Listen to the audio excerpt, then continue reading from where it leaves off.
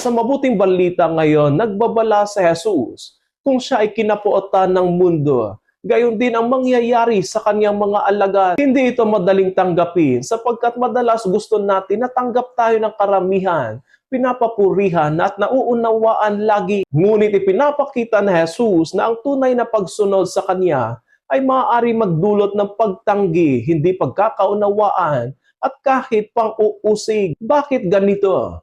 Dahil ang buhay ayon kay Kristo ay iba sa pamantayan ng mundo. Ang mundo ay madalas naghahanap ng kapangyarihan, kasiyahan, at sariling kapakinabangan. Ngunit ang landas ni Kristo ay kababaang loob, sakripisyo at katotohanan. Kapag pinipili natin siya, nagiging tanda tayo na may bagong paraan ng pamumuhay.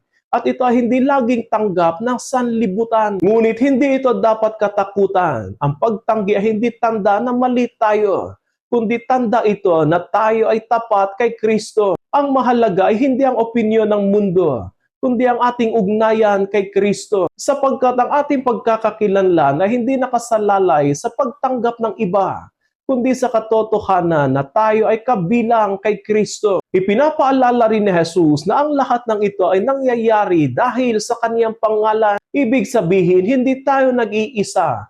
Ang ating pinagdaraanan ay bahagi ng kanyang karanasan. At kung siya ay nagtagumpay, tayo rin ay may pag-asang magtagumpay sa kanya. Huwag matakot sa pagtanggi, kundi magtiwala lagi sa kanya. At ipagpatuloy ang pamumuhay ayon sa katotohanan at pag-ibig. Sapagkat sa huli, ang tunay na mahalaga ay hindi ang papuri ng mundo, kundi ang ating katapatan kay Kristo, na kailanman na hindi magtatakwil at magtatanggi sa atin.